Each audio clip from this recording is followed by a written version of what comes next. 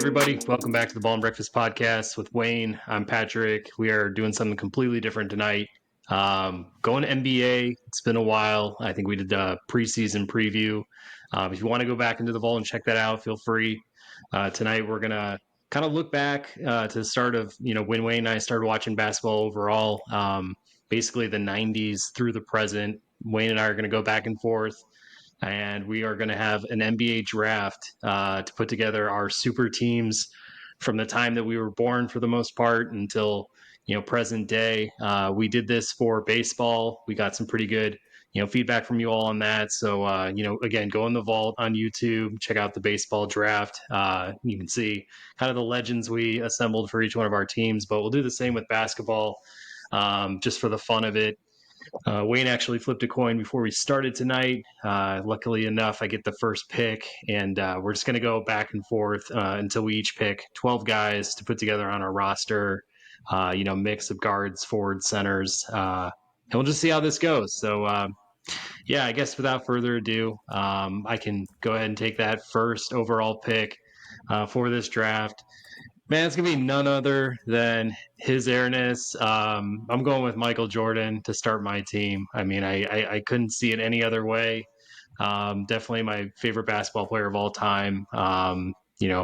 Truly helped frame the game for me growing up, and basically how I, tried to style my own game, but just, how I viewed, what greatness was. And, the 6 championships and 6 tries getting to the finals, I mean, can't be understated. I think we sometimes maybe, put too much stock into how many titles a guy has, but there is some special quality about somebody who can, win in the clutch, play at his highest level when it matters the most, kind of having ice in the veins. There's just something special about it that just has to be considered when we talk about greatness. And, I just look at all the other metrics around the guy. In terms of win shares, the amount of, wins he's contributed for his teams, he ranks 5th, all time. They say per 48 minutes, he's number 1 all time, which is pretty impressive. His productivity, his PER ratio, player efficiency ratio, which is basically the productivity of a player per minute. He ranks 2nd all time currently. There are some new age guys that are starting to push on that list, but kind of looking at a near 15-year sample, pretty impressive. The numbers that he's put up in these more advanced metric categories, obviously comes with a ton of other accolades, from being a Hall of Famer to 5-time MVP, 11-time All NBA. He's got some Defensive Player of the Award categories as well, 3-time Steal champion. Just other accolades. You go down the list of Michael Jordan, you've probably seen memes of him with his trophy case and all that. And it's one of the the more fuller body of awards and trophies I think I've ever seen on a picture. But bottom line, overall, final point. I mean, to average 36 and 5 as a shooting guard in the NBA, kind of considering the first few years of his career and those tail end years, to really have your career kind of give you that final stat line, it's super impressive, especially as you start looking at some of the other greats in the game. But yeah, man, he's a killer, has just the right attitude, and knows how to win. So perfect guy to start my team with. Yeah, his airness, like what better player than to pick the GOAT, right? Like you got to pick him. No judgment whatsoever. I don't know. Like, is there anything else I could add? Maybe not. Like this is pretty self-explanatory. One of the best overall defensive players too. I think some people forget just how good of and tenacious he was on defense. Everybody talks about the shot to against the Jazz, his last game to win the 6 NBA Finals, he got a steal. Stole from Karl Malone there. And then, he did have that shot at the end there. But, he played some defense there and just a complete game changer.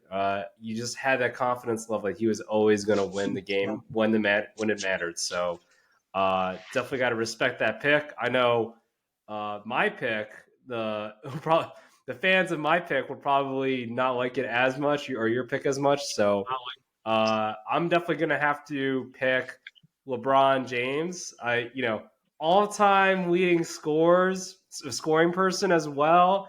I mean, he's been in the league how many years? 20 years or something like that. And 20 some odd All-Star games. I mean, how much more can you ask and demand from this guy? And not to mention, he's just a civic servant to the world, basically. Like, has a school, for children and such, and uh, you know, has been in the NBA Finals 10 plus times as well. So it's like, yeah, you can't really knock on the guy. He's super talented. Is the master of sustainability. I think that's one thing that he probably has over Jordan. But again, got to pay the respect to LeBron, what he's been able to do. Although yeah, we can definitely do the whole comparison between him and Jordan. You definitely got to give though Jordan Space Jam, like he had the better version. But at the end of the day, though, LeBron's had a remarkable career, and it's still going, man. It's still going. So who knows what else he can do, with the time he has left now. Yeah. Who's greater, Michael Jordan or LeBron James? Greater. So you said greater. I mean, I have to go with Michael in that sense. I think that's the distinguishment. When we say greater, I think of like winner, champions, right? He's got more champions. He's gone to when he goes to the championship, he wins it. I think that's the whole knock on LeBron there. So greater is definitely, in my opinion, MJ.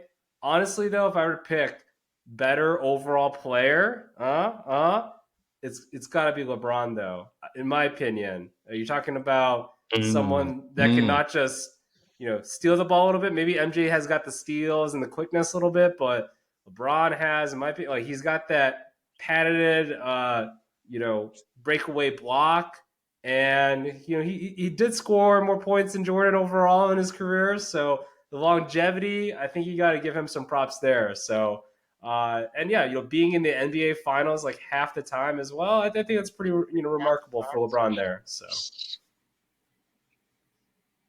Yeah, but he just showed up. I mean, he got his teams there. I mean, I feel like if LeBron just showed up with a team in the finals against MJ's team in the finals, I feel like there would be some fear factor there that MJ would kind of bring to that matchup. I feel like, when Steph Curry in modern day shows up to the finals now, I feel like teams, start to cower because they know that once he starts going off, he'll really never end. I feel like, LeBron, we're not disputing how, versatile and, impactful a player he's been throughout his career. I mean, definitely in terms of a full body of a resume, probably has one of the best, 20 season resumes of all time. And physical traits, everything that he's been given gifts wise, I think he's, obviously one of the most gifted, dynamic players we've ever seen, too. A guy with his size to be as athletic as he is. I feel like there's a little bit of a lack of polish to his game in my opinion. I feel like it took a while for him to really settle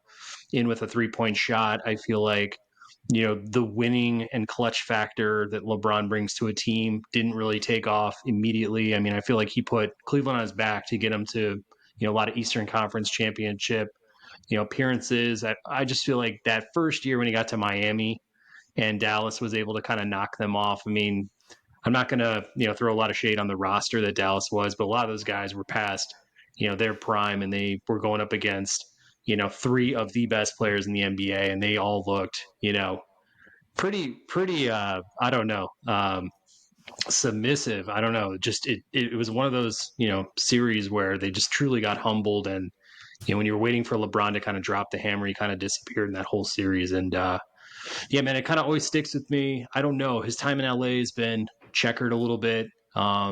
Just in the wins, losses, and a kind of team perspective, he's had teams that have been obviously really good enough to win the championship to, just making playoffs and stuff. So I don't know, man. There's always been that range and that mix. I can't always say it's falling on LeBron, but basketball is one of those sports where, fewer guys have to take the court, which would provide more opportunity for a guy like him to kind of exhibit that greatness, that historic greatness. And I don't know, at times like he's kind of fading here and kind of fading out, elsewhere.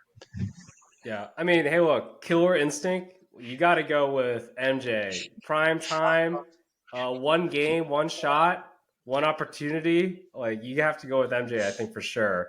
But in terms of that longevity, like there's definitely some pluses and minuses, I think, for both.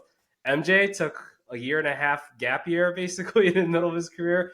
Obviously, he went through some turbulent times there, but at the end of the day, it's like, hey, LeBron, he kept going. He kept going when times were tough, and yeah, you think you got to commend him for that.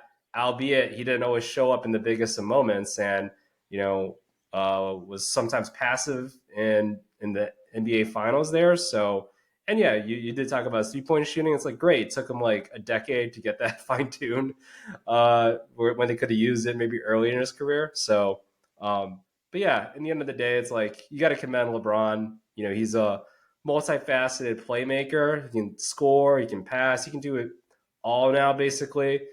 Takes care of his body. Invests like $1 million+ every year on his nutrition and his health. So yeah, he definitely is a professional in that aspect. It's just when you compare him to Michael, man, Michael is just vicious. He was a killer. He was a killer, and yeah, definitely deserves all the accolades as the GOAT for that. Yeah, when it's all said and done, last question here: who do you think will be considered the GOAT once LeBron hangs it up? I mean, it depends who you're going to ask, but I mean, you have to go because of everything you just mentioned, though, right? You have to go with Michael, in my opinion, just because, yeah, when they counted, and I think that's where it really truly matters. When it counted, he got the job done, and he was the person that when not just like any moment you knew that he was going to be able to get the job done and win the game, both on the offensive or defensive side, getting a stop, getting a steal, and he did that pretty consistently. I think throughout his career, better than most people. So I think, yeah, 6 out of 6. I think that's definitely going to be thrown around. That being said, it's like it's got to be somewhat commendable, right? He's gone to the NBA Finals like half the seasons in his career almost. Like that's pretty awesome. That's kind of like what Brady has been able to do. It's just Brady was able to win this, a few more championships there than LeBron. So, and Tom Brady's also been known to have that clutch gene that maybe LeBron doesn't necessarily have as much. So I think that's where you got to draw the lines between MJ and LeBron is when it comes to championship time, who shows up there. Yeah, and I definitely think winning matters. I mean, looking at like the Buffalo Bills going to 4 straight Super Bowls, winning 0 of them, at the end of that whole run, and as we talk about, where they fall in the grand scheme of history of football, I mean, they never get mentioned for really anything besides Mm-hmm. punchlines and everything else. So it's like you got to think like how much grit and determination it took for those teams to go to 4 straight championships and lose. And yeah, man, I mean, it's funny to me because sometimes when LeBron gets on the mic, he says, "I'm, I at that moment I figured I was the greatest." Once he won like a certain championship, it's like, no, man, like you gotta do that again and again and again and again. It's something that Patrick Mahomes is learning right now. I mean, as he is on his way to Tom Brady. I mean, folks would love to give I think Pat the benefit of the doubt already. Just based on what he does in season and just you know maybe just the eye test, like what he's doing on the field. Like I think a lot of people love to give him that accolade, but it's got to be earned. It's got to be you know uh taken down piece by piece. And yeah, sometimes when guys start crowning themselves as the greatest as well, for me that shows insecurity. And I think any folk would just kind of look over and say, at a certain point you'll just kind of know. And even if you know don't get labeled as such, you won't care anyway, because you'll have put all the effort into being the greatest. And I don't know, for me there's some points I'd take off. I'm biased, of course. I'm from Chicago. You are as well. We grew up in the generation where we got to watch Michael, closely. Whereas I think a lot of the folks, let's say Gen Z and onward, like they've only seen, LeBron. Perhaps they've seen Kobe. Perhaps they've seen, a Tim Duncan or something else like that. But I think just stacking it up, like Michael kind of walked on water, whereas LeBron, like he's always going to fill up that stat sheet. You always know he's going to be there, but you don't necessarily know if he's going to be like, you know, having all the glory at the end of the day. Yeah, for sure. And it's definitely, I certainly have my mixed feelings with LeBron. He's, I think on the court, I don't mind him on the court for sure. Off the court, when I think he's definitely matured as he's gotten older, right? Like in his 30s, like mind blown, right? He's definitely, I feel like, matured a lot more, and he's not as, I guess, flashy or as self entitled there. So I definitely commend that. And then yeah, he actually was able to humbled himself and was like, I really needed to develop a 3-point shot, especially if I got to take on Curry over there, So I think he definitely adapted in that sense. So we got to commend him for that. But at the end of the day, it's like, yeah, you got to bring the championships in there. And I think a lot of people were debating, right, Tom Brady versus Peyton Manning, like who's better, who's greater. Like it's like, oh, it's evident that Peyton Manning, like he was the guy, like he was, first overall pick, laser rocket arm, all that. But you don't hear too much about that debate anymore, just because when it came down to it, Tom Brady just won and he willed his teams to victory. We talk about the Atlanta Falcons comeback. Like that's not happening, I don't think, with Peyton Manning even. Like that's only like one of one, that person at quarterback that can probably do that. Maybe Patrick Mahomes, but no doubt you had that confidence that, man, Brady, even behind, that deficit, he can still get it done, right? And I think that's where MJ has a definite advantage over LeBron. So yeah, I guess for my next pick, this one's tough. I mean, I feel like you've got the two alphas. I feel like at the very top from our time watching basketball to the present, at least in how we've kind of framed it. Man, this gets really tough because it cuts across a lot of different eras here. But I'm looking at a guy who, you know, end of the 90s, basically through, the 10s, was one of the most dominating forces in basketball. Albeit he wasn't always named as such. He wasn't always kind of given that respect, but 15-time All Star, 15-time All NBA, 15-time, All Defensive Player, a 2-time MVP. He's in the Hall of Fame. He was a Rookie of the Year as well. Um, Overall, he's eighth in total win shares. He's 14th in PER all time, and he's also a 5-time NBA champion. And I think I know that he's one of your favorite players too, which is why I also want to take him here because I really respect his game. It's just a quiet game. It doesn't ask for any attention. It helps win championships. It helps to develop other players. And I just feel like when you look at the start of his career through his greatest periods, even to his tail end, he was still super relevant. He was always in the center of winning basketball. Getting his numbers, being kind of an instrumental cog in the machine that was the San Antonio Spurs. So for me, yeah, I'm going to go with Timmy D, Tim Duncan, as my second overall pick here. Damn me, man. No, I mean, yeah, I love me some Timmy D. The big fundamental. I think the best thing I like about Duncan, right?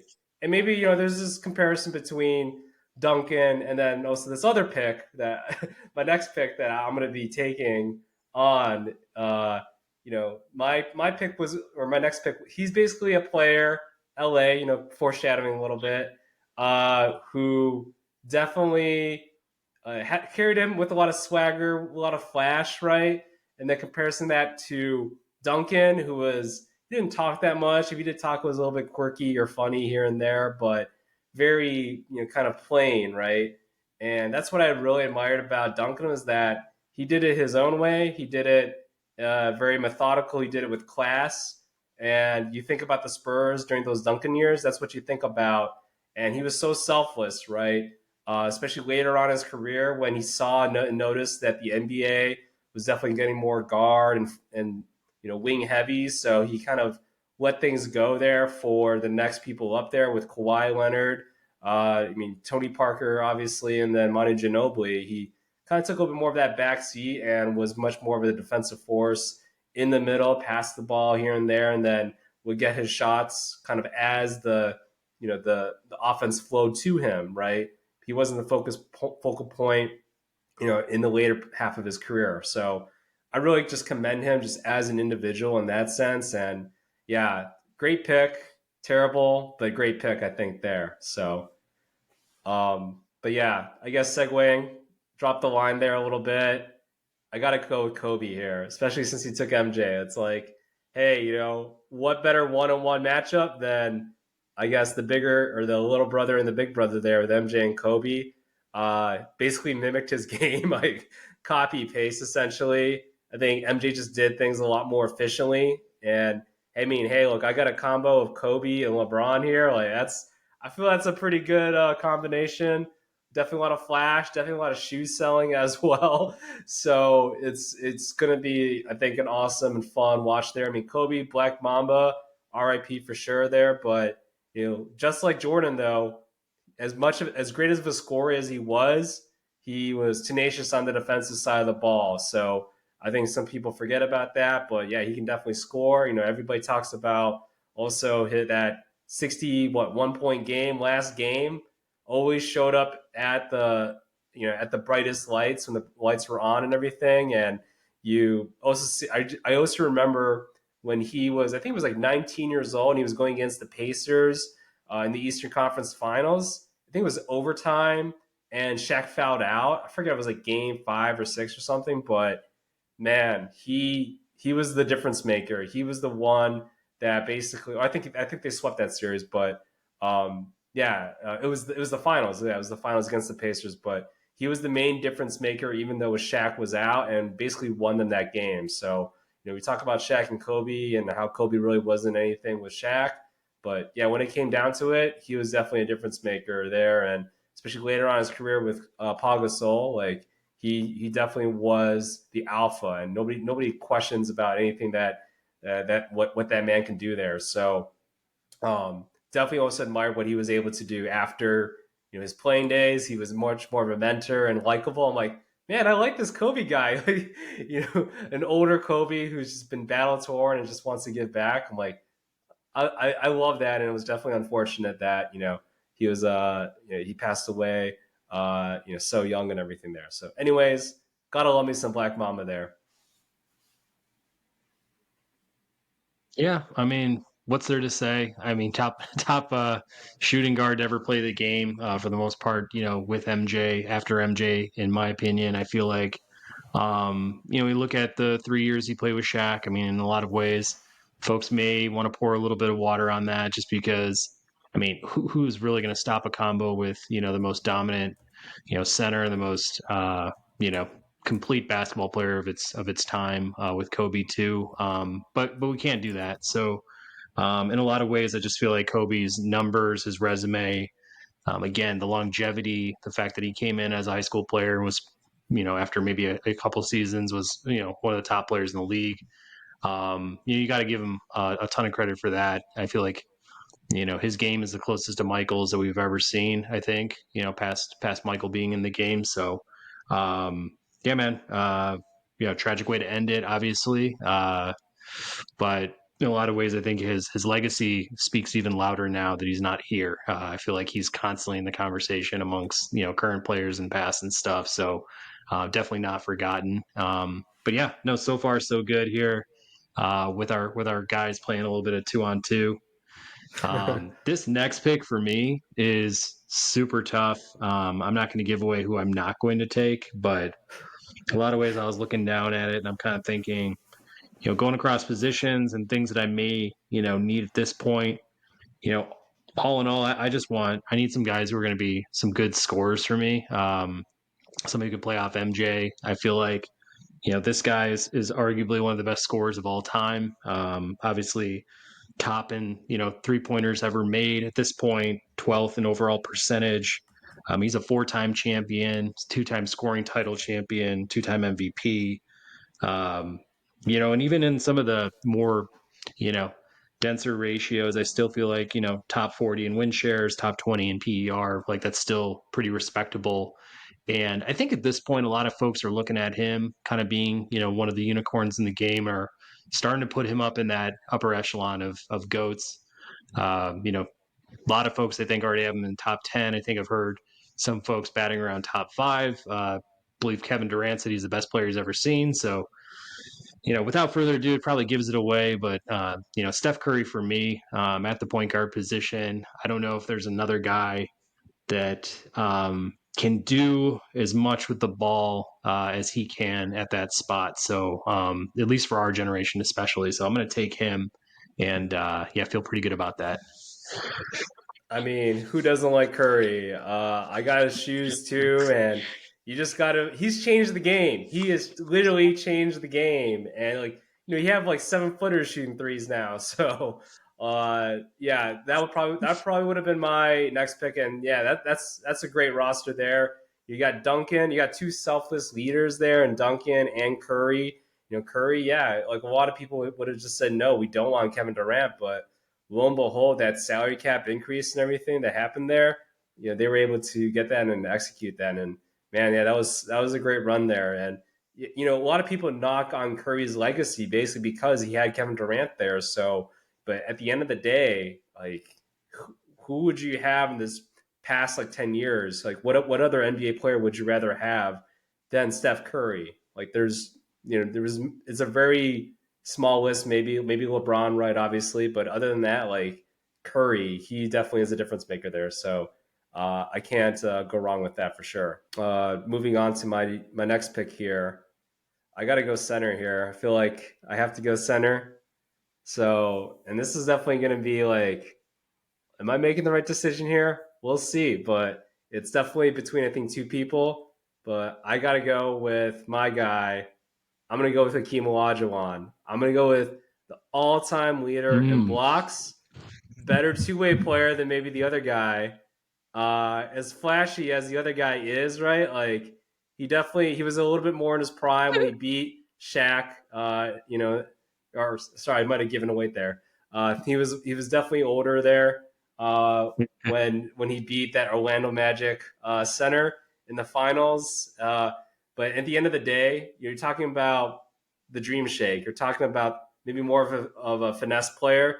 But if you combine both what he was able to do on the offensive side of the ball and the defensive side of the ball, and also not being a liability on at free throw shooting, in this game, I feel like I'm gonna take Hakeem Olajuwon, who a lot of people like nobody batted an eye about him being the first overall pick in the same NBA draft as Michael Jordan was, right?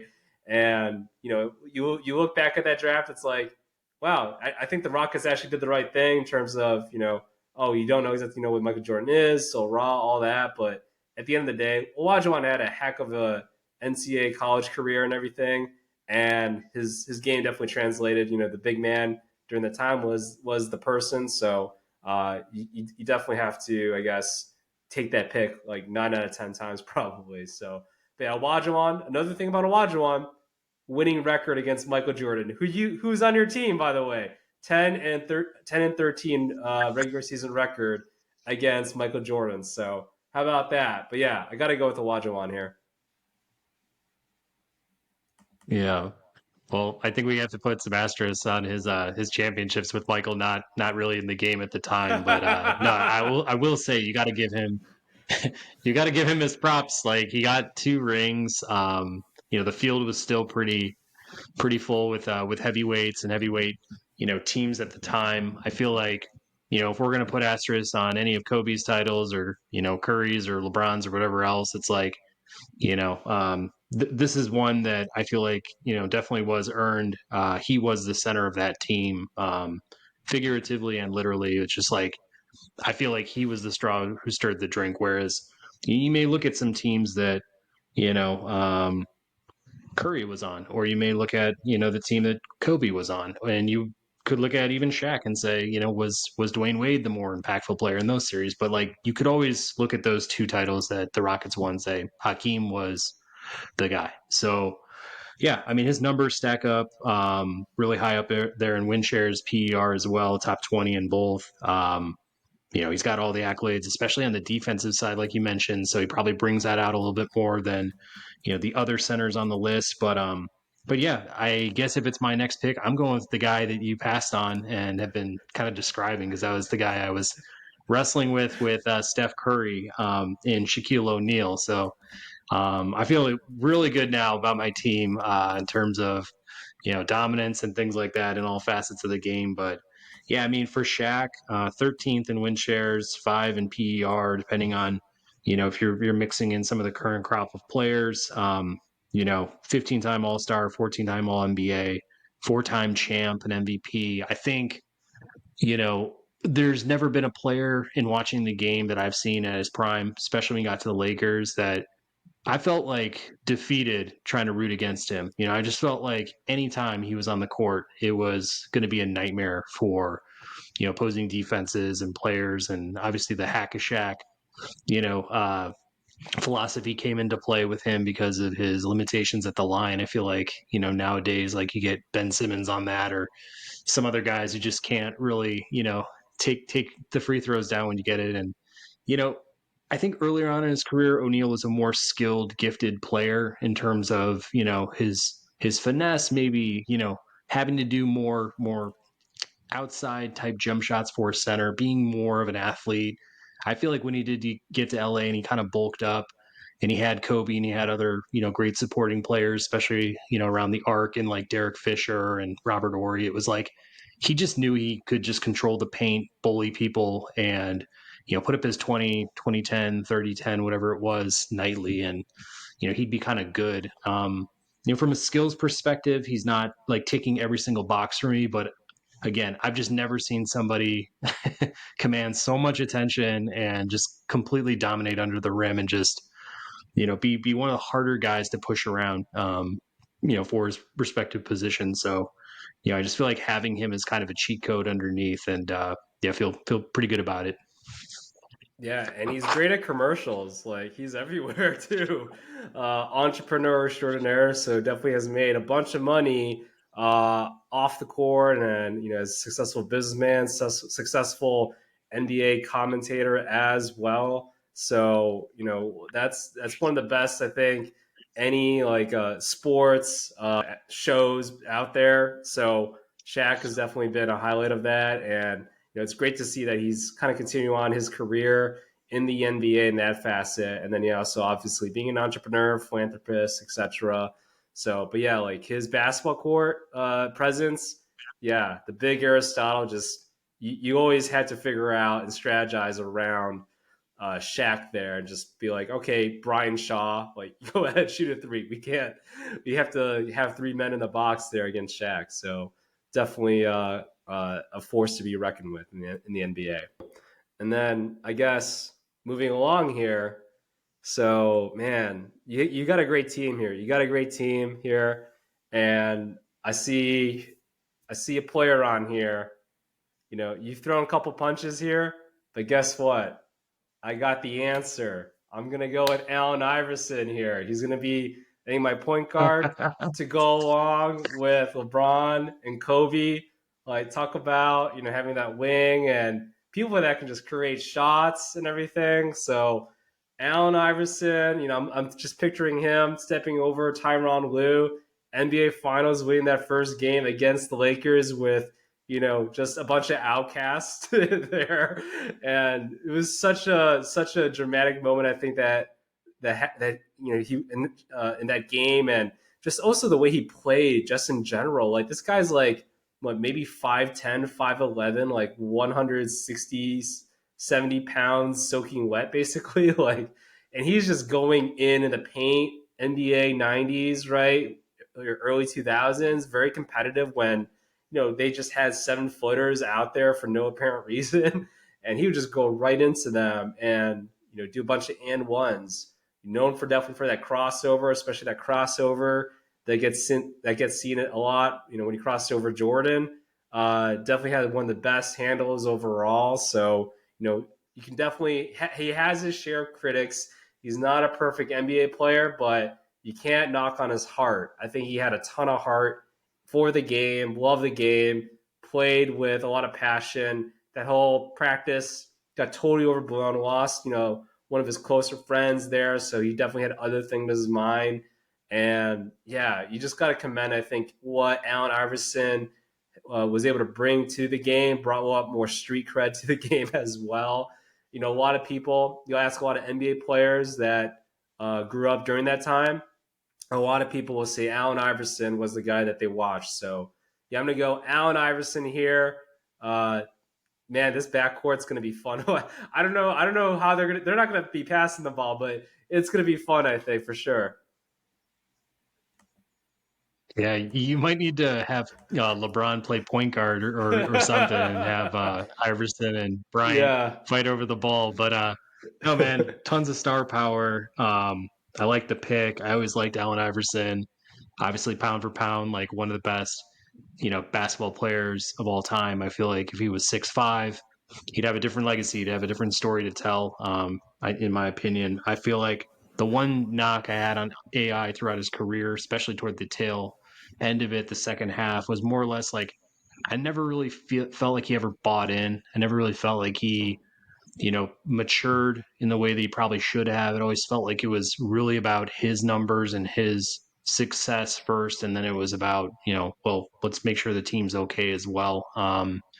So I mean, that doesn't take away what he did on the court. He played, harder than most. Played tons of minutes in the games that he was in. Filled up the stat sheet when he was in there. But there was something that, I felt like I would have liked to have seen it. I would have liked him see, him go to, I feel like it was Denver and then even Detroit, and kind of, find a you know a carve out spot for himself as his skills started to diminish a little bit. Like if he would have accepted more of a bench role and been like the designated six man on some of these teams, I think they would have gone a lot further with a lot less headache and you know, uh, you know, locker room drama and stuff. That stuff can kill, teams as they're, trying to make that push. That's one thing that I feel like Vince Carter doesn't get enough respect for, toward the tail end of his career. But like just that shift, even what Russell Westbrook right now is a great example of that, of like a guy that,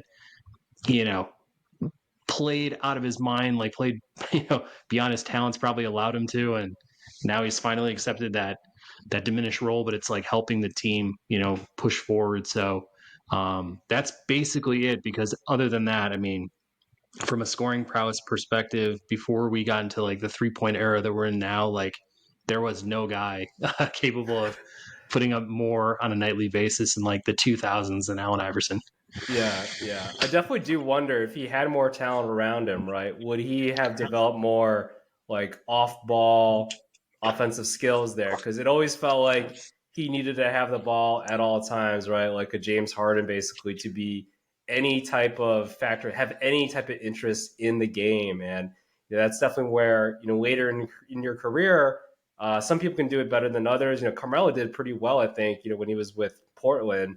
I think that was like his last season there. So, but yeah, like it's hard to kind of transition right from somebody that's just known for playing with the ball at all times to just, all right, I'm going to do a spot up 3-pointer at the corner and just sit there, right? So, but hey, at least I think he can keep up with Steph Curry. He's got some amazing cardio, and if you guys are going to be doing screens, especially with Shaq, like that, I'm going to need somebody with some mad cardio there. So. Allen Iverson can definitely keep up with him in that respect. But yeah. Anyways, yeah. Who do you got for your next pick here? Yeah, to round out the starting five, was kind of looking at a forward type, but this guy was definitely on my radar regardless. I'm super happy he's available. Um, Amazing score, one of the better scorers to ever play the game. Also has a really good advanced metrics too in terms of win shares, PER, top 20 for win shares, top 10 for PER. Is up there in the all-time threes category in those made. He's won an MVP. He's rode some coattails to a couple of NBA titles, but despite the fact, I mean, a career 27, 7, and 4 player, still pushing on in Phoenix.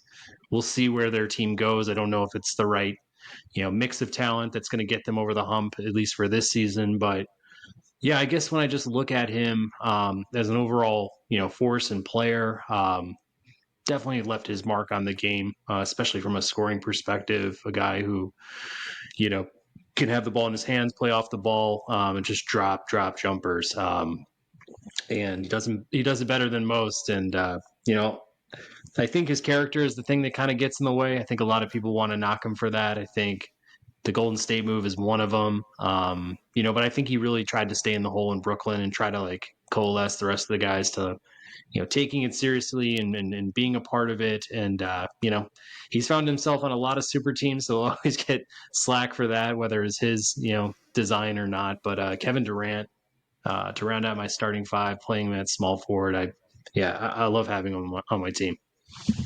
Yeah, no, he's a great player, right? You can't knock him for that. He brings it. He brought it definitely, during the finals with when he was with Golden State for sure. So, and we'll see what he can do, now and everything with the Suns there and Devin Booker. But man, like he is, you can't stop him from scoring. I think that's the big thing. He can shoot threes. He can post up because he's got the size to do that. He's got the length to do that too. So, against whomever, against a PJ Tucker, right? But yeah, like there's just no stopping him, and he can definitely play. I think in any era. I understand, like, yeah, he's they call him the Slim Reaper for a reason, but at the end of the day, he can definitely just score, and he has put on some muscle and some meat there. So, but yeah, one of the best scorers like I've ever seen, and I think he probably complements a lot of the players that you have there can play off ball. And I think that's one of the best things about Kevin Durant and how he was able to fit in there with the Warriors is that he doesn't always need the ball in his hands to score. He can do that spot up three and you just chill in the corner there if the defense is going to concentrate on Clay and Steph over there. So yeah, no, I think you got a great starting five there for sure. Sounds Dude, good. Who's your next guy? yeah, I guess closing out my starting five here at power forward. I was looking at a couple guys here, but I'm gonna go with a little bit of power, a little bit of Greek freak. So, man, Giannis, two-time MVP, an unstoppable force, basically the Shaq of power forwards in a way, right? Uh, is just a player that commands a lot of people in the paint, and that really just opened up a lot of things for the Milwaukee Bucks offense. Has a championship under his belt. A lot of people were talking, oh, you got to request a trade, you got to get out. No, he stuck it through. He won with the Bucks. And then I think he got Chick-fil-A afterwards or something. So, like, this guy is a legend. He's commendable. He has some movies being made out of him and from Disney and stuff. Just his story is remarkable. We'll see what happens with this whole Milwaukee and now Dame Lillard thing, but with what the track record that he's had up until now, you got to be able to commend him. Also, I think multiple time NBA Defensive Player of the Year, so plays both ways. Can he shoot threes? Maybe not. Maybe he ought to stop shooting, but hey, he put some time in the gym. I guess it's commendable there. So, but yeah, age 29 now, like he's definitely on his way to the Hall of Fame and just a great overall guy too. So, but yeah, should be I think a fun combination. I think on the defensive side of the ball, I think my guys are pretty good at least. I think we got something there. So yeah. Sounds pretty good. Yeah, man, I'm interested to see what happens with Giannis as we move forward, just in his career. Like, I'm wondering how many titles can this guy win? I mean, at this point, the Bucks, I don't know, they feel like they're kind of fledgling right now. I mean, maybe they have like a really strong last few weeks of the season, get right before the playoffs, but this year is almost feeling like it's on the course to being kind of a lost year for them with bringing in Doc and having this new transition as a team. But yeah, I'm also wondering like where he goes beyond Milwaukee. Like, does he continue out his career playing for the Bucks?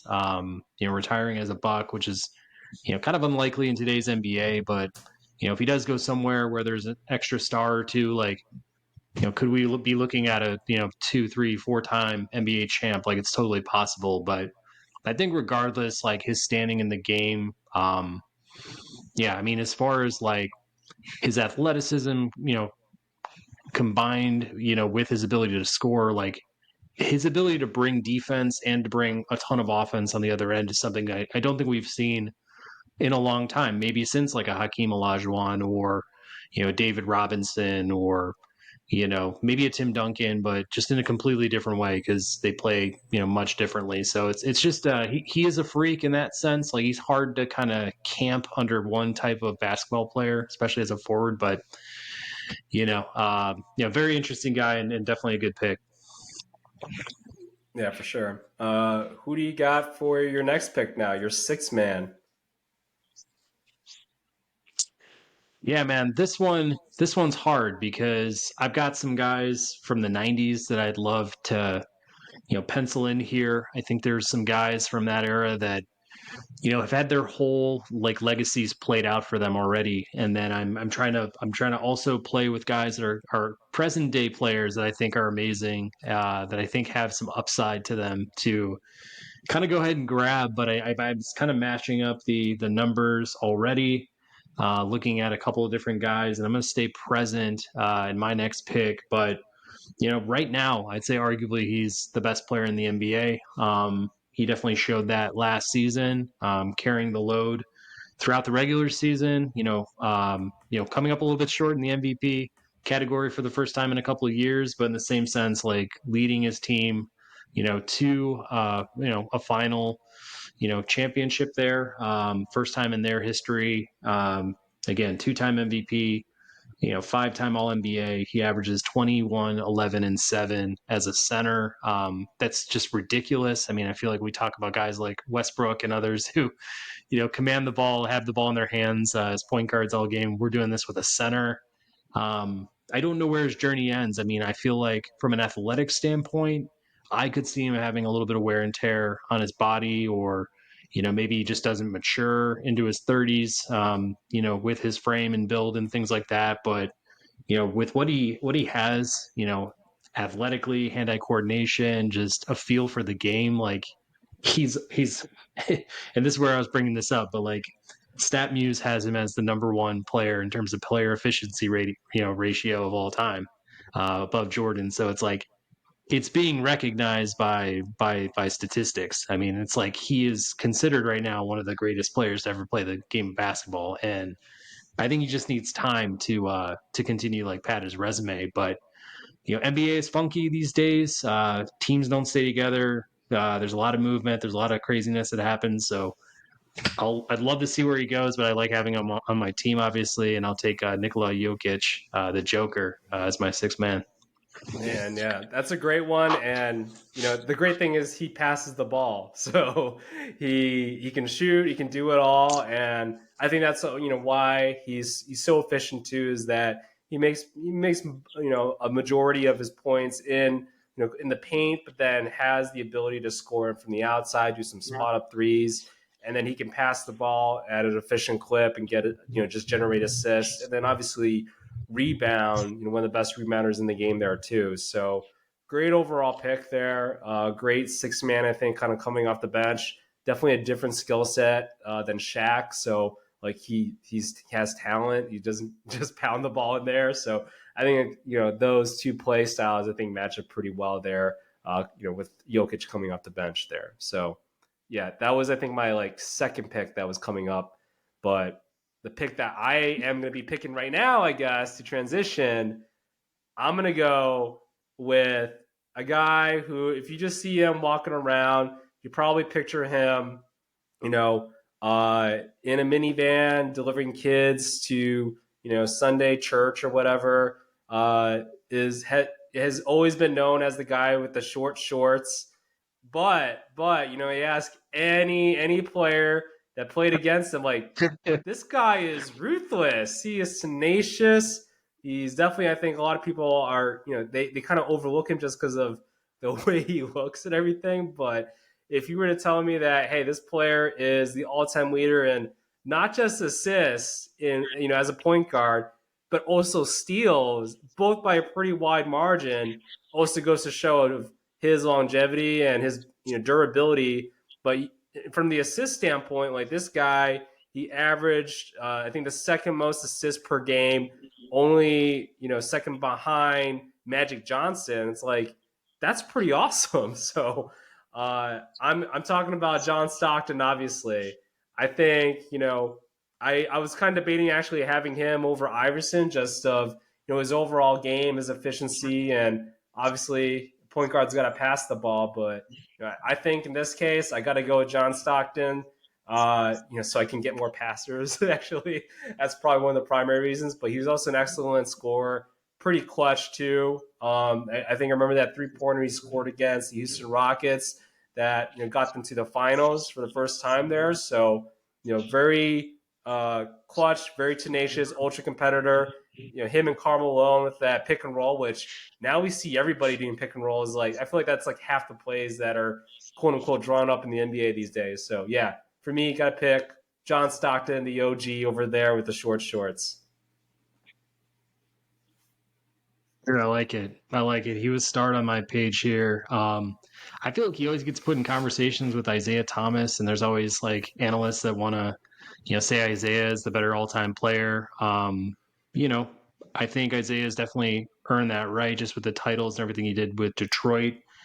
John came up short against the Bulls, Michael's Bulls, and stuff like that, but statistically speaking, John's numbers, stack up really well against Isaiah's win shares. He's number 6 all time, which is crazy.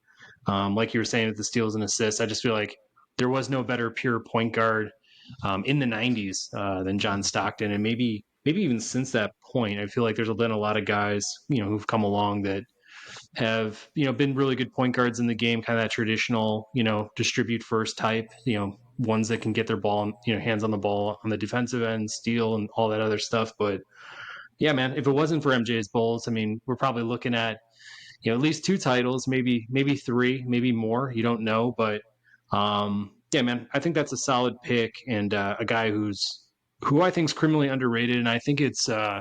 I feel like he's disrespected somewhat, just because of how he, kind of looked and kind of how he, maybe carried himself on the court. But definitely stands out as one of the greatest point guards of all time. Yeah, for sure. Who do you got next? Man, it gets tricky here. I'm looking at the present. I'm gonna probably have to bring somebody from the past into the conversation here. For me, this guy fourth in win shares, 19, top 20 in PER, an overall 25-10 4 guy, 14-time All Star, 14-time All NBA, 2-time MVP, and 4-time Defensive Player of the Year. Like your guy John Stockton was also part of the Utah Jazz. Criminally, I would say underrated in terms of all-time power forwards. I feel like some folks may give him his praise, but in a lot of ways because he didn't have the title pedigree to back it up, he maybe gets overshadowed in some of those conversations when Tim Duncan comes into play, or maybe it's Kevin Garnett, other folks, but pound for pound, like Karl Malone, definitely is one of the best power forwards to ever play the game. I think in the era of Michael, going out throughout the '90s, maybe even late '80s, things like that. Like he was probably top 2, top 3 player year in year out. So yeah, I'm gonna go with Karl Malone. Feel like it's a safe pick, but it's also I think a great talent there. Yeah, I mean, he put up similar to John Stockton in a way. Like those two were very much alike. Both durable, both always showed up. During key games too. I think, and yeah, I mean, yeah, like he is, probably the best power forward of the '90s. I think there with maybe like Barkley or right. So, and competed against Jordan, in the finals. So had the ball still in there, but at the end of the day, right? If they're both on the same team, then it's okay, I think. And he was also really athletic. I think some people forget about that, because they see the videos of him versus the Bulls, and he was a little bit older. But when he was young, like he had some dunks on him. Maybe he wasn't Sean Kemp, but yeah, he definitely is like a built power forward there. So yeah, I think that's a great solid pick over there. Um, but then man, having all the nostalgia, now I'm just thinking about who's going to be my next pick here. And yeah, you went with Malone. We're talking a lot about that, Bulls versus Utah Jazz. I got to pick another player from that NBA championship playoff game there. And I'm going to pick Scottie Pippen. You got to go with Pip. he can guard anybody. Like the original uh like player that can just guard 1 through 5. Like he would do really well, I think, in today's NBA because of that. Super long arms. And the funny part is, a lot of people talking about him as like the best defensive player of the modern day NBA, but he never won an NBA Defensive Player of the Year before. So, you know, I guess there's a reason why Scottie Pippen always feels like he's slighted just a bit.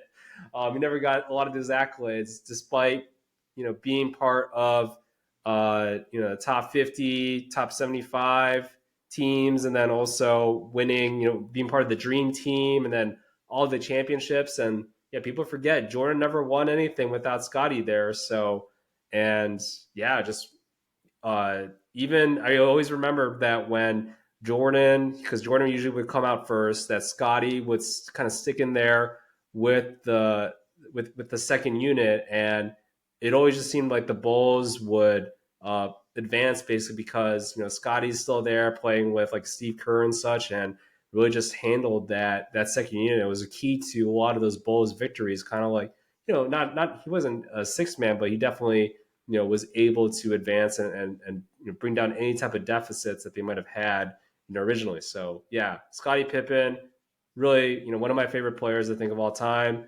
We can definitely talk about all the off the court type of stuff that he's got kind of gone through, but at the end of the day, he definitely brought it when he was on the court. Yeah, man. I mean, it's hard not to love Scotty, especially as a Bulls fan. Yeah, he almost felt like a carbon copy of Jordan, just lacking a little bit of the scoring prowess, maybe, but in a lot of ways, like somebody would easily be switchable on the defensive end with Michael and stuff like that for the Bulls. What I found surprising is looking into some of his like advanced metrics. He wasn't top 50 in PER. He's 46 in win shares, and then his overall stat line of 16, 6, and 5 for career felt very light to me. I was like, man, he always seemed like a 20-point scorer type, but I feel like toward the tail end of his career, maybe had some seasons where that point total got knocked down a little bit. And obviously, like with Jordan on his team, his numbers were always going to suffer in that respect. But I think overall, I mean, there's no way Jordan wins all those titles against pairings like Stockton, Malone, and Penny and Shaq and a lot of those good, Knicks teams and even, Peyton and Kemp to, some degree. There's just no way it happens unless, he's got somebody else he could rely on or, another couple extra guys too. But like Pippen was always there. He won all six with Michael, which is pretty rare, especially in today's NBA. So, yeah, man, hard not to like that choice. Another guy who, showed up in the clutch. Yeah, I'm good with that. Cool. All right, who do you got for your next pick here? Yeah, next one. I'm going present day, projecting forward for this guy. I'd love to see him start to win playoff series. I'd love to see him start to really carry teams in the way that LeBron James had to at the beginning of his career.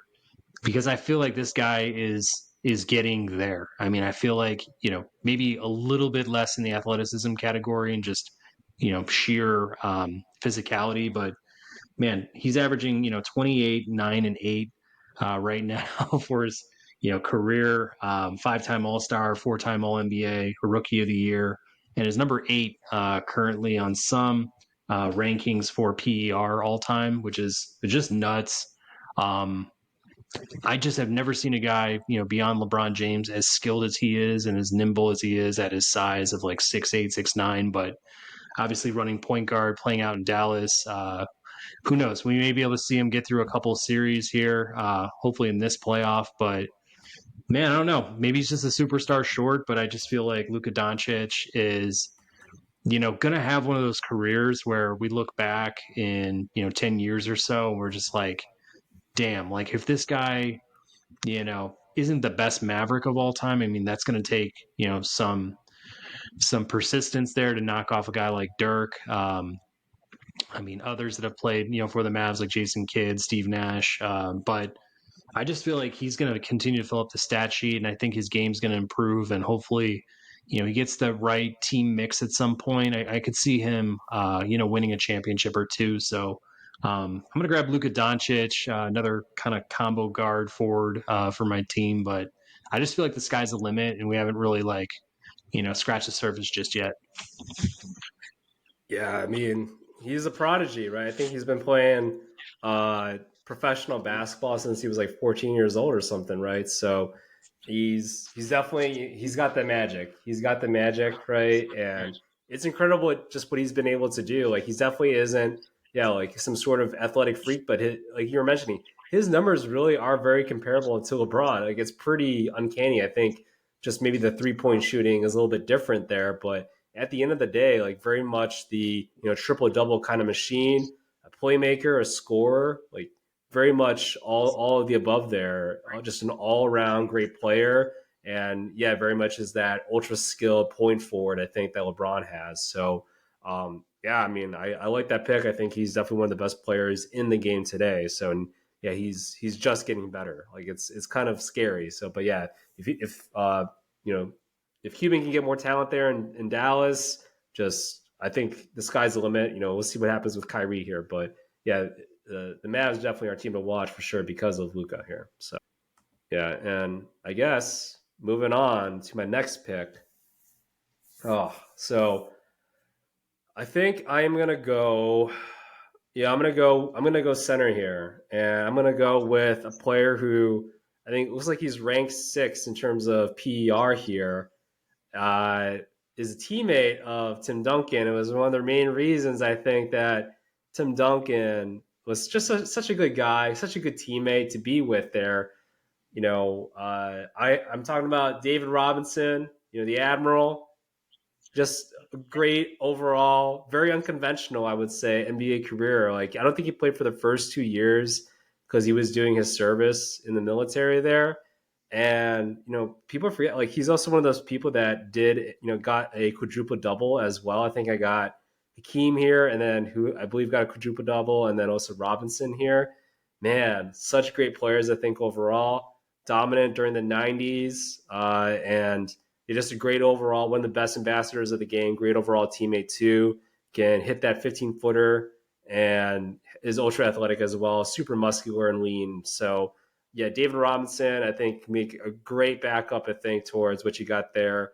Shaq and Jokic, against your centers here. So yeah, I think Robinson and Keem, man, gotta love the 90s. I'm gonna go 90s for my centers here. Man, Dave Robinson would start on my list. I mean, I was looking at him just from a pure stats perspective, like you mentioned. Obviously, a couple time champion as well. I remember there's a funny story about him. Was it out duking Shaq toward the end of the season, and the whole team wanted him to get the scoring, championship for the year, the scoring title for the year. So I think he put up like what was it, like 60 some points. Like the team just did Yeah, everything they could to get him the ball and have him yeah. beat the record. It was pretty awesome. But no, I mean like yeah, if not for Michael being a little bit overshadowed there throughout the 90s, maybe we would have saw, more titles there, come, David's way. Obviously had to go up against Hakeem as well. So, man, just have both those guys on your team. Those are obviously two Hall of Famers and two, like, standards at the center position. So, yeah, I wanted to add David to my bench, but he beat me to it. Yeah, I mean, hey, Jokic on your bench, I think is great too. Like he can do it all. So, and he's definitely he's number one on PER too. So yeah. Man, I don't know. Yeah, it gets tough as we move forward here. I've got some guys. I don't know what really separates them. hmm But I guess looking at my team, kind of thinking about what I may, need at this point. Um, I guess I'll just oh man, this is tough. I got four guys that I just like wanna take at this point. So I hope you don't snipe me here. But yeah, I guess in terms of like greatness, I think I'm gonna go ahead and take Um, a guy who basically put an entire franchise on his back coming out of high school, instantly left his mark on the game.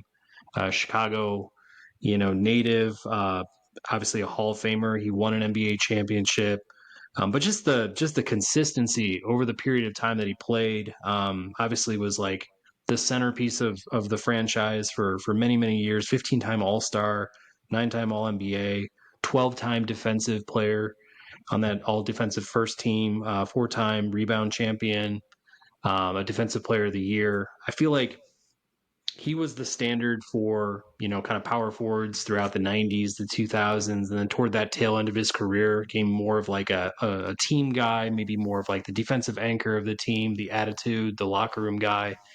But his tenacity is like been with him throughout his entire career, and it was nice to see him get his chip at the tail end of his career there with Boston. But I'm gonna go with KG. I feel like definitely was guy you could build your team around all throughout his prime, and then just definitely was a great piece to playoff teams as he kind of reached his own sunset. But again, there's a ton of power forwards that we've been going through, and just like maybe where he gets stacked up in the grand scheme of things, he gets knocked down, just a peg. But top 10 in win shares, top 30 in PER. I mean, for his career, super impressive. And yeah, I'm gonna go with KG. Yeah, you gotta love the passion, right, that he brought to the table. I think, when we think about that, late '90s, early 2000s, it was always KG and Duncan, and it's like their personalities were just so different. Like, Duncan definitely much more of the mellow type of person, but then KG would just be in your face, and I kind of just love that, them battling it out there. So, but one of the best two way players. And earlier in his career, he definitely played like from 3 to 5. So I think later in his career was definitely much more of that 5, especially with the Boston Celtics there. But yeah, great versatility, ultra athletic, had tremendous length, one of the better rebounders too in the NBA, and yeah, uh, played some Chicago high school basketball too. So yeah, definitely love me some KG, and yeah, gotta love his presence and was able to bring to the game. And then, man, I guess winding this thing down a little bit here. I'm looking at, yeah, probably grabbing a shooting guard, rounding off my roster, I guess. But I'm gonna go with another, I guess, Chicago alumni here. Went to Marquette though, spent a couple years up there, had a nice Final Four run, and won some championships. Got LeBron, went Hollywood as hell, and won a couple more championships there.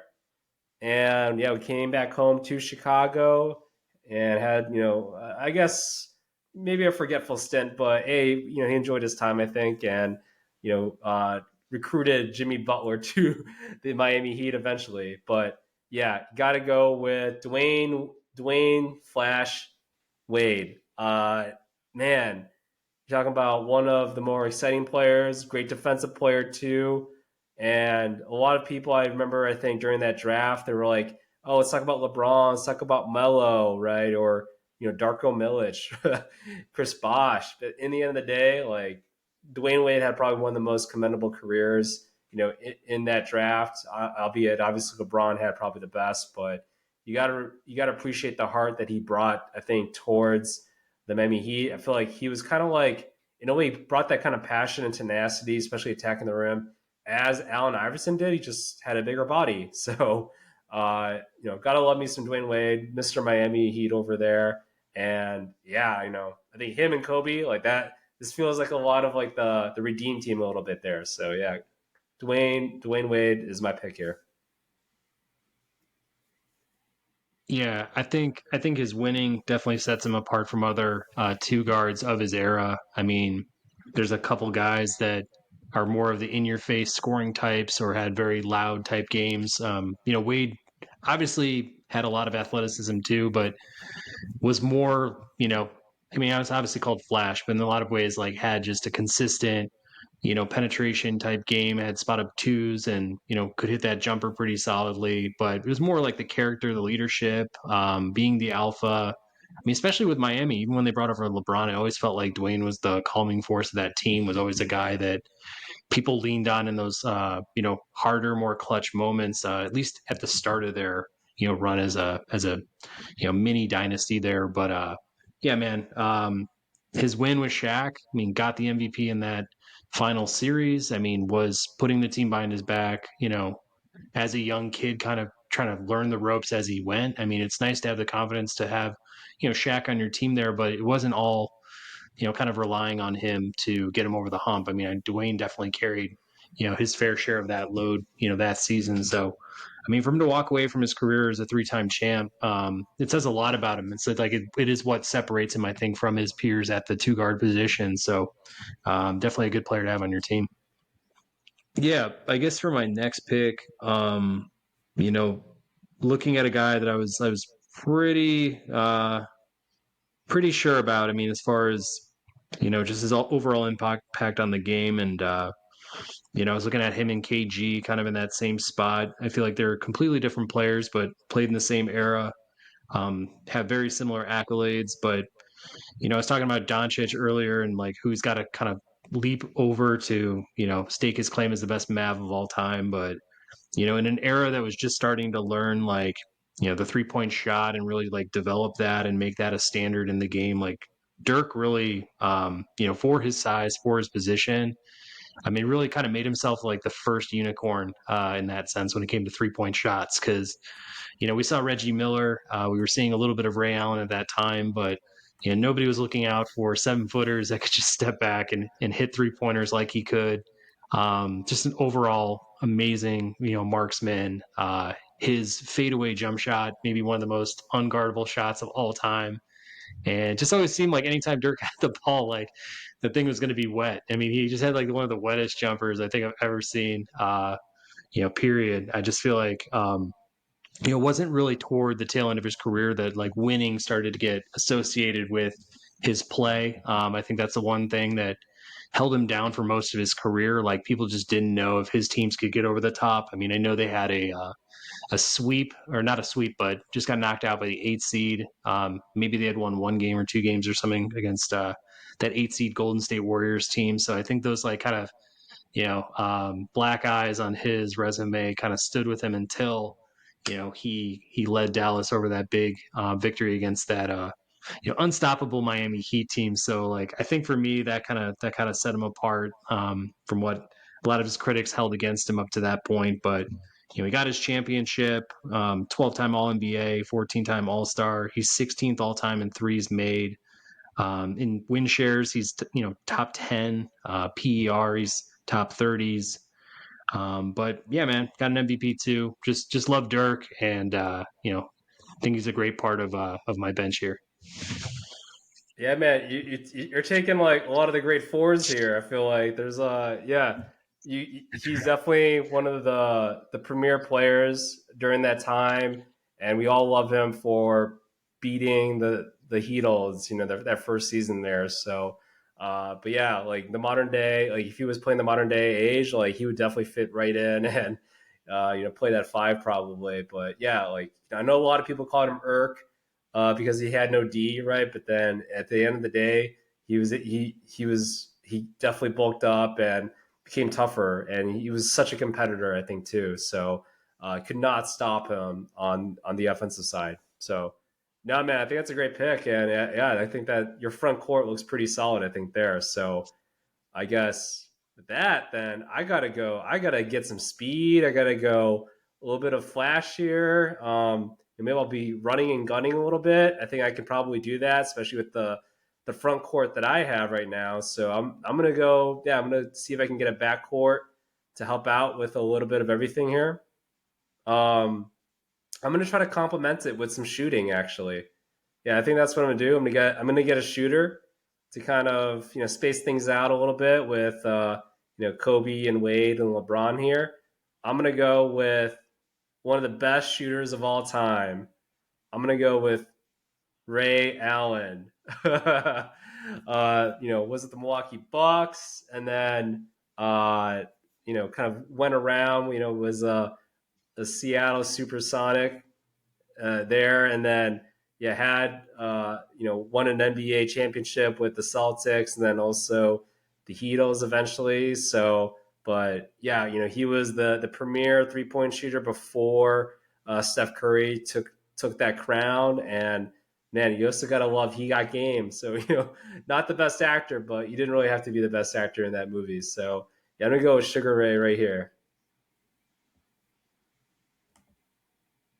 Yeah, man, that three he had in that Spurs series, like I don't know, it just that'll be the most iconic three I think in playoff history, just because the Spurs were so close there to going back to back. It would have been Tim's sixth title. Would have been awesome, man. I was actually really pulling for the Spurs that year, and then he just dropped that basically buzzer beater type three, but had been doing that for his entire career. Questionable whether or not he was always a number one guy on, a very, very good team. Always seemed to be probably in better territory, maybe as they're like your number two on a finals contender, something like that. But that's not taking anything away from his game. I feel like there's a lot of guys that had similar skill sets and didn't really accomplish as much as Ray did as well. So you know as far as great 3-point shooters, great shooters, I mean, definitely one of the best of all time. I think there's a couple guys on our list that we could debate as well in this conversation, but I think like Ray's, complete game as well as like the title pedigree probably sets him apart just a little bit. Yeah, that was such a like that was definitely a shifting of an NBA title, like one minus one from LeBron, one maybe more for Duncan, right? So you're talking about legacies that were on the line there that he shifted with that shot. So yeah, clutch. Also had that one series where he killed the Bulls when he was a Celtic. I just remember that he just like I think he must have made like 10 threes or something. So, but yeah, tremendous shooter, tremendously clutch, and could just stop at a dime and shoot the ball there. So yeah, Ray Allen, I guess one of my other favorite players there. For sure. Man, this one is tough. I am. There's some guys that I don't need necessarily in their positions. So there are some guys that are going to fall off a little bit here for my consideration. I do need a little bit of guard depth. I'm a little bit short there, especially at the shooting guard position. So when I get down to it, I'm looking at a couple guys that make the most sense. But as much as I don't like him as a individual, as much as I kind of despise how he carries himself, especially in the last few years here, he is a punchline on this show for sure. I'm gonna eat a lot of like crow right now because man, I would typically never ever do this, but I feel like I've got enough leadership there in the locker room. I've got enough guys to keep him in check and get him motivated to play basketball that man, just based on his abilities alone, especially as a shooter, I mean, he's right now third in all time 3 pointers made, and he's still on the floor. He's led franchises to conferences, conference title type appearances. Like he's gotten his team far enough in his conference that you got to look at him as his own entity. An all-time 24, 6, and 7 line, 3-time scoring champ, 2-time assist, 7-time All NBA, and an MVP. Um, damn, I hate this guy, but man, he's dirty with the ball in his hands, man. So I'm gonna go ahead and add him here. The beard, James Harden, come on down. You are part of my gunner squad off the bench. Oh God, I can't believe you did that. I can't believe you did that. Like that's that would be like the last player that I would think you would pick here. Honestly, like there's other players that played in the '90s and 2000s, 2010s, and now. So, but I mean, he is like what number 15 on PER there. So I don't know if you're looking at that and you're like, oh, maybe he isn't so bad, and that makes me just totally overlook everything else that he's done in his career. So. But yeah, you can't knock on his talent and that step back.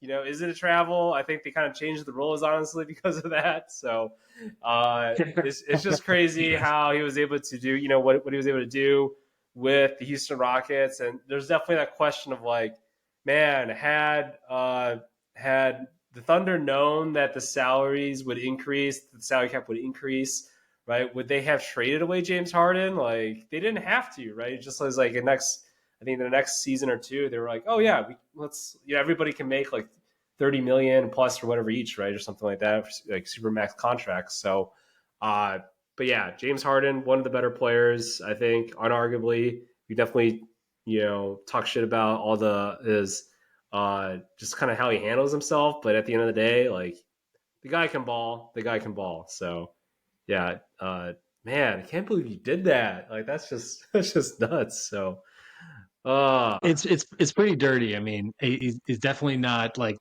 my type of guy, but I can't dispute what he's done for, uh-huh. I guess, the game of basketball throughout our lifetime. Like when I just think about, Yeah. where we're at in this draft and like who's actually like handled a whole franchise and really had, success on his own, success enough with different teams. I think now with the Clippers, I'm going to be very interested to see what their year looks like because you've got Russell Westbrook buying in, coming off the bench. Harden's like leading the drive there at the point guard position. I mean, Leonard and George are healthy at this point. Like, if they can really just keep it all together this year, they've got a really good shot, I think, in the West. They got a good chance overall. Like, I don't know. We'll see how this whole thing like shakes out. I feel like there's some top contenders, and they've found themselves into that picture for sure. Yeah, like I if I'm a bettor, which I am, I would place a bet probably for them. They're probably like fourth or fifth down the line in terms of odds of winning the championship, and honestly, like, they got enough talent. Like they're one of the more talented teams out there. And yeah, you have Harden and Westbrook in kind of ideal roles where they're not the focal point, right?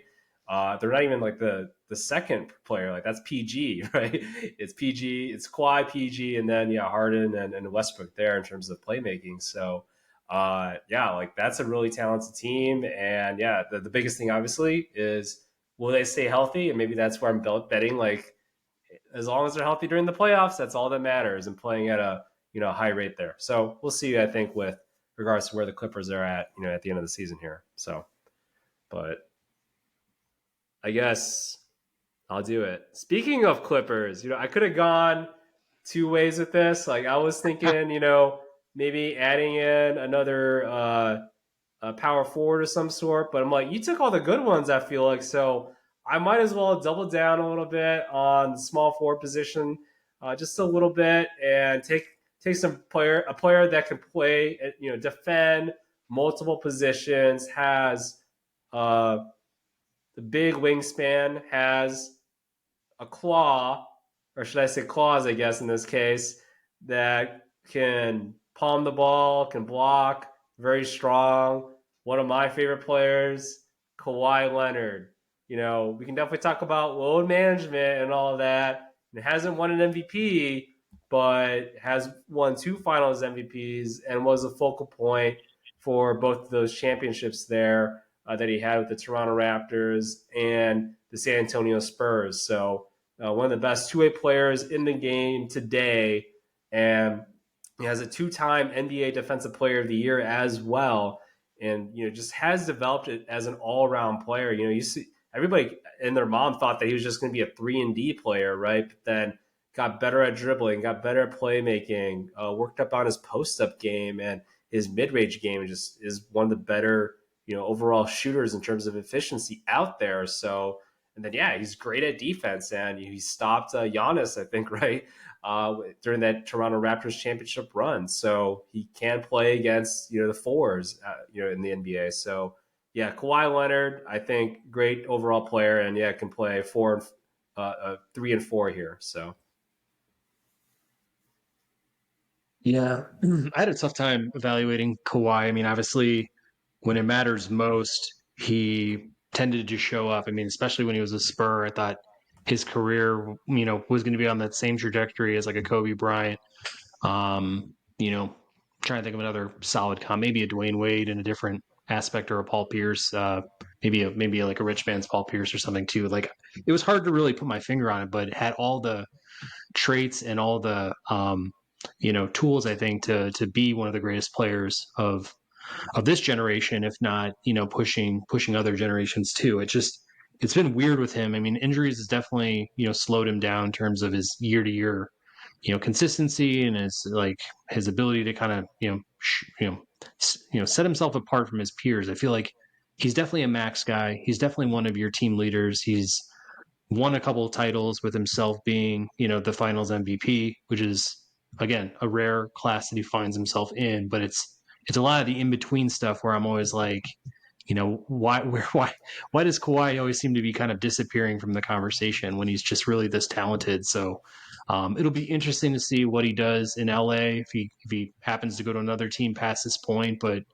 just trying to figure out like what stamp does he leave on the game when he exits it. I don't think he cares if anyone talks about him when he's gone, but it's just like I mean he's like a completely talented guy. It's just like I just don't know where he fits in terms of like my hierarchy. Yeah, I mean, he's I think one of those players where we're gonna look back on his career and it's like, man, if he played like more full NBA seasons or close to full NBA seasons, like where would his career statistics be? But since he's missed so much time, like his overall like I guess accumulation of stats, it's not going to be anywhere near the top, like in terms of points, steals, even right. He's just not up there. So yeah, but if you when you look at him and you see how he performs, you're like, man, this guy's one of the best players out there. So, uh, as proven, I think with the Finals MVPs there. But yeah, injuries, load management, all that fun stuff. That's definitely a fair game in terms of his overall legacy. I think when his career is all said and done here. But yeah, this Clippers team again, if they can be healthy, if he's healthy, if PG's healthy, rest of the team, like this team definitely is going to be a team to watch. For sure. I guess I'll stay on guys that have played for the Clippers. At one point, leading the way for the team itself. Had some awesome, teams assembled there. Had some runs that didn't really end up, being, championship winners or anything like that. I mean, they were up against teams like the Spurs, the Mavs of those times, the Phoenix Suns. So, it definitely got overshadowed in some of his better stretch runs, but when I just think pound for pound point guards, and I've got about 6 guys right now at point guard that I'm debating to add to my team. I think that it's such a good conversation to have, and maybe we can have it afterwards. But when I just think like model of consistency, we were talking about John Stockton, but a guy who's just a pure point guard in any way that you look at it. 7 in overall win shares for his career, an 18-5-9 line, 12-time All-Star, 11-time All-NBA, 5-time assist leader, 6-time steal leader, 9-time defensive, all defensive team player, and a Rookie of the Year. He's not won the big one. He's not found himself in that space very often, and I think that's the one thing that hampers him. I think the closest, position he ever found himself in was with the Houston Rockets and James Harden, but I mean, for me, like when you look at Chris Paul's like entire body of work, like super impressive, pound for pound, like one of the better, players I think of this, you know, era. I mean, maybe starting at the 2010s and onward, like just pure performance and consistency. I think he's been one of those guys.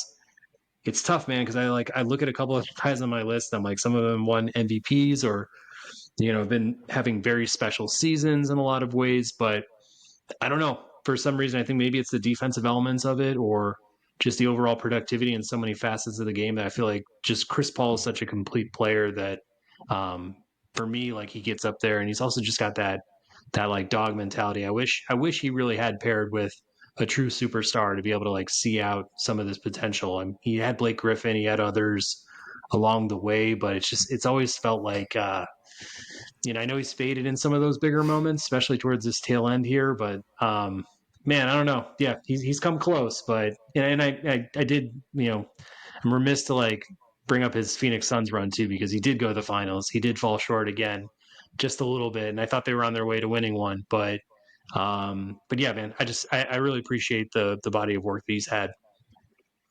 Yeah, and he's not some 6'3", 6'4" type of point guard. Like he's 5'11", 6 foot, and just really shifty. Just very one of the smartest players in the NBA history. I think. A lot of people like they give him shit basically, right? Because he knows how to finesse his way into fouls and getting things like that, right?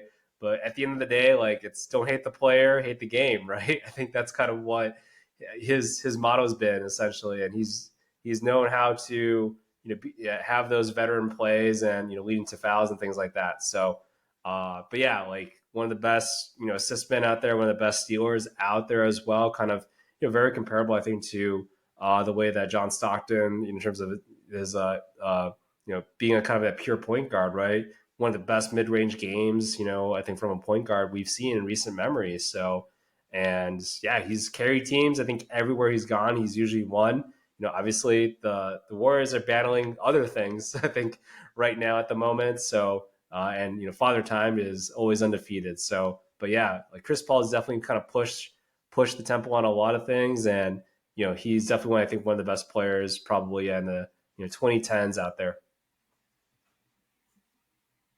Now, who's your last player? Yeah, last player. Kind of went back and forth a little bit on this one, but I'm gonna pick an active player. I'm gonna pick an active player from Chicago. One of the better PERs, I think. I think he's like top 5 or top 10 or something like that. Um, Anthony Davis, right? Okay, you saw you're like, oh, who's he talking about? Oh, I know who he's talking about.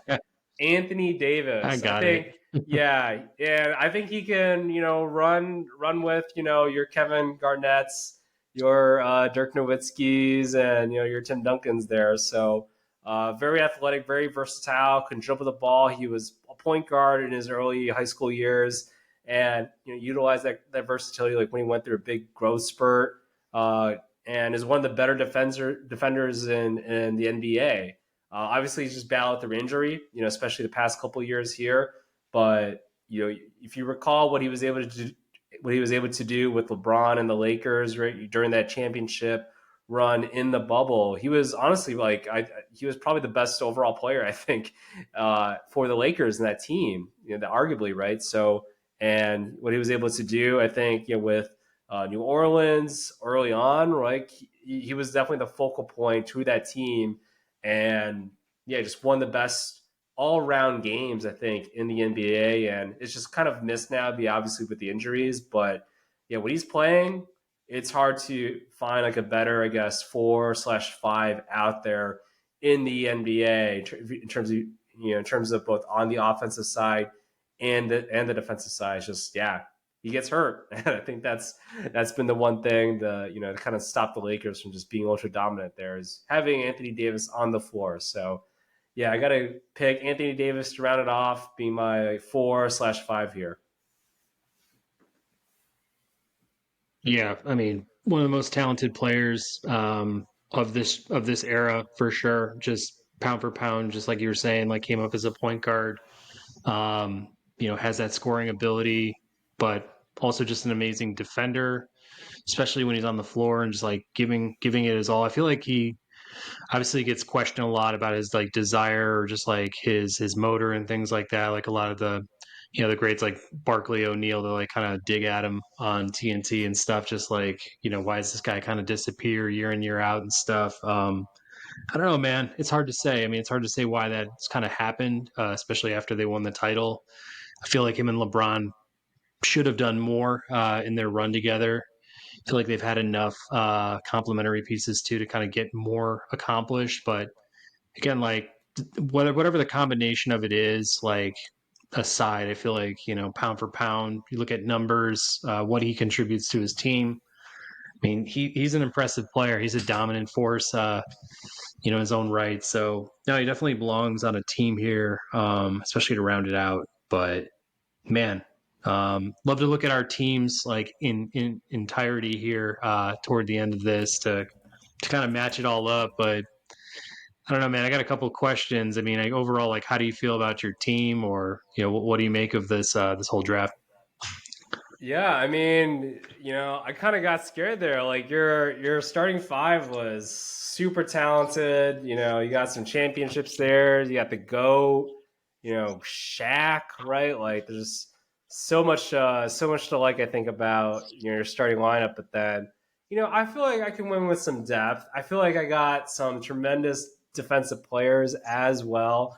Two-way players. I think I kind of try to complement it with putting in Ray Allen in there. I think I also left like McGrady on the board, who I really liked, and then Vince Carter. But I went with Ray just because I needed that shooter. I think I needed that shooter to pair up with the rest of my ball hogs there. Like I'm like, how did I pick Kobe and Iverson in the same backcourt? Like that'll be interesting. I'll be interested to see how that plays out, and then just having like Giannis just chilling there. But no, I think you got a great team. I think you picked up a lot of the great fours out there. With Duncan, Garnett, Nowitzki, and then Malone. So like, I got Giannis, who I think is great and all, but yeah, you got some of the best ones out there. So I think your front court really rock solid, with Shaq and Jokic there. But then, my backcourt, I mean, yeah, you got the GOAT, but and Curry, but, man, Kobe, Wade, like I feel like, yeah, their defense and tenacity, I think that would win it out. See, man, I don't know. Feel like a lot of your guys are the diet versions of mine, so I just feel like going pound for pound, like this would be great matchup. Man, I don't know, like the dominance factor for each one of these guys at their position. I'm just so excited about. Um, like you said, there was a lot of guys that didn't make the list. I can't believe some of these guys didn't make the list. Like when I look down and, for the point guard position, for example, Jason Kidd, Steve Nash, Russell Westbrook, Kyrie Irving, and even Damian Lillard, it's like I had to pass on all those guys to take Chris Paul. Like that had been a hard decision to make as a general manager, kind of evaluating these guys in their prime. Like, because it's crazy. Nash had a couple of MVPs. Kidd was like Russell Westbrook before Westbrook came along. Kyrie, if not marred with all the off the court stuff, has some of the better numbers that I've seen and some of the best handles in the game that's kind of ever really been seen too. So it's just crazy, man. There's a lot of Hall of Fame forwards like Charles Barkley, Clyde Drexler didn't make it. I mean Reggie Miller. I feel like almost like that's blasphemous not to have him on a team. So just crazy, man. But no, overall, I like the construction of both rosters for sure. Yeah, yeah. I mean, talk about also like maybe the more like the active players that maybe might be missing, like Joel Embiid. I think, yeah, you might have mentioned like there's a bunch of players, maybe Devin Booker too, like the way that his career might be going, maybe he does win a chip, right? But yeah, like, you mentioned, Dame Lillard and such, just a lot of talent in the NBA that's happened, these past couple of decades. So it's really hard to pick. And it's like, how do you battle this, the past sentiment, the nostalgia with the present day, like what's happening before our eyes? Because it's like, I don't know, Kyrie is like ultra talented. That kid can ball. Like, how do you compare his handles with like a Jason Kidd or Steve Nash? Right, he's so efficient shooting too. So, it's like how do you compare against all those things? But yeah, Chris Paul, you definitely got to commend him. In the career he's had. So yeah, it's just kind of a battle, I think, between, you know, how does this player stack up? How does his career stack up versus, man, this player is way too talented to like not pick him, right? Yeah, I don't know. And like you said with Embiid, right now I think he's like number one in PER, like all time. And I feel like we're not far enough into his career yet to like settle that as like the final number. But I was looking at him the entire time. I just didn't have a spot for him because I'm like, I think Jokic might be a better player than him overall, and I definitely think Shaq's had, more of an impression on the game. Probably would be a harder guy, in a one-on-one matchup for Embiid to guard. So it's like, man, where does he fall on this roster if he's not just redundant at that same position? But could definitely make an argument he might be one of the better players on anyone's team if we just had Joel Embiid added to it. So that's kind of crazy, man. I don't know, but to answer your question, my team is pretty much split up between past and present guys. So it's like it's just kind of showing like I have obviously seen some guys play out their entire careers and like have them in a certain standing, but in the same sense, like I'm looking at some of these guys now and I'm like, what Doncic is doing, at his size, like kind of running the offense and putting up the numbers he's putting up, and we're just getting into him. Like we haven't really gotten a chance to see him out just yet. I just like project that forward. Like it looks better to me than what where was I? What Dirk's accomplished. It looks better. It looks like it's on that track to being better. Jason Kidd has come out and even said like Doncic is the best player I've ever seen, or he's the best Maverick I've ever seen on the court. So like that says a lot because he played right Yeah. beside Dirk. So it's just crazy, man. Yeah. Some of these video game numbers like Harden Westbrook put up, like it's just hard to I don't know. It's hard to take that and put it back on different eras where maybe the defense was more you know difficult to navigate around, more hand checking. The legal defense was around at that point in time. Like guys were scared to drive the lane. Like would a Westbrook seems like the type that would. I don't know about James. James might have gotten killed in that era, but I still can't believe you it's took just him. it's just hard to like you can't put these guys in different times. Yeah, I still can't believe you took Yeah, man. Harden. Yeah. Yeah. If not Reggie for all Miller. the Yeah, you're talking about Reggie Miller, right? He's your guy, I thought, right? So. no, he truly is. No, like in terms of liking the guy, he truly is. But it's funny because like James Harden brought more to his team than Reggie did. Even in that time, I just feel like Reggie never won an MVP. Reggie didn't contribute much in terms of rebounds, assists, defense. He didn't play a lot of it. Not saying James is one of the better, defenders of all time, but it's just like he definitely does like get his rebounds. He fills up the stat sheet.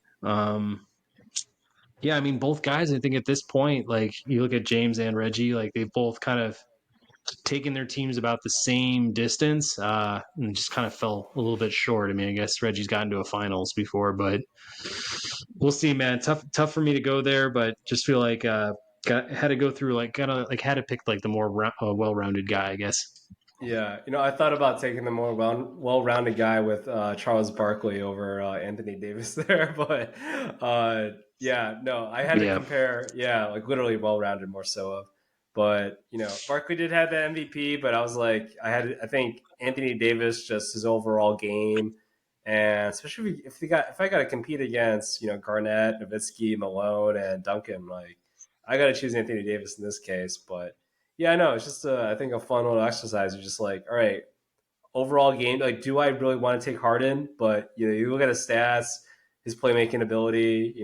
How he was able to lead those Houston Rockets teams. It's like you got to throw some kudos I think to that. So yeah. I was trying to be as impartial as I could be and just take it based on productivity, output. It's crazy. Like I would have thought like McGrady and Carter would have been placed on teams too, but like some of the attitude related stuff and things that they had said, um, definitely rubbed me the wrong way then. But kind of like recognizing they didn't really achieve much as teammate, like just as leaders of teams and stuff. They never really got their teams to really like important heights. So it's kind of like they always were great individuals, but they never really seemed to like make their teams that much better. So those are always things that I kind of looked at too. And Harden kind mhm. of toes that line because I feel like since he's left Houston, it's been debatable. But if he can have a little bit of a renaissance here with LA, he might change, perceptions here on his way out. If Harden wins a ring with the Clippers, if he like takes a step back, keeps his mouth shut a little bit, just plays hard, plays some defense, like would your perceptions of James Harden and his legacy as an NBA basketball player change, you think? If they get to the Western Conference Finals, like I'll give him a little bit more credit. If they get to the Western Conference Finals, like if they happen to win, if they have to go to the finals, that'll be an extra thing. If they win it, that'd be enough for me to like change my impressions. Because right now he's kind of operating as like to me like a second, third wheel on that team. Because I think he's you know I would say Kawhi and Paul George maybe have more talent than he does at this stage, but the importance to the team, like him driving the offense, is a little bit maybe more important than what Paul George contributes on a nightly basis or something like that. So I just feel like he's obviously still getting his numbers too. His current stats are looking great. It's just like I think that's the one thing. Like some of these guys just